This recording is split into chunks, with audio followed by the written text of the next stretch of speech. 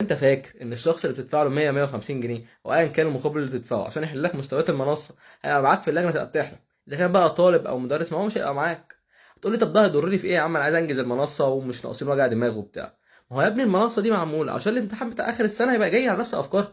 بدل بقى ما تيجي انت قبل الامتحان بيوم تقول والله يا مستر انا مش لاقي حاجه اذاكر منها، يا مستر الدنيا مزنوقه، يا مستر انا مش فاهم.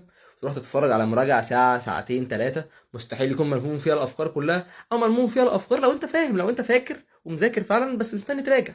لكن هتعمل بقى عكس كده وتعمل زي الترم اللي فات، هيحصل ايه؟ مش هيحصل حاجه مختلفه. تقعد تعيد في الامتحان، تعيد في الامتحان، تعيد في الامتحان. لكن السنه الجايه بقى تقعد تعيده في الصيف، عكس المره دي انت بتعيده في دراسه.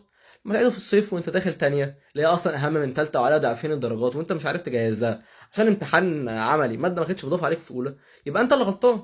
وبعدين زي ما قلنا الطالب ده مش هيبقى معاك، احنا هنبقى معاك طالما انت قررت تستثمر فلوسك وتحطها في البرمجه، بس تحطها في الغش، ما تحطها في كورس في الشرح المستويات مستوى مستوى ومتصور في استوديو ومتكلف عشان يشرح لك احنا حلنا ازاي، مش بس ندي لك الحل وتحله، لا تفهم وتعرف تحل لوحدك. وبعدين ان شاء الله لما تخش على الامتحان بتاعك يبقى احنا معاك في اللجنه، معاك باللي احنا شرحناه لك وتعرف تحل وتنجز وتخلص اولى. وبعدين مش احنا اللي هنتكلم عن شغلنا. طب مثلا لو جيت سالت على الجروب بتاعنا هتلاقي الطلبه اللي اشتركوا في كورس النظري او احنا سالناهم في حاجات وهم جاوبوا معانا وتفاعلوا، او حتى اتفرجوا على مراجعه العمل بتاع الترم اللي فات، هم دول اللي يقولوا لك عشان تشترك وتبقى واحد من منصه طلاب الطارئ زيك زي زمايلك اللي في الجروب.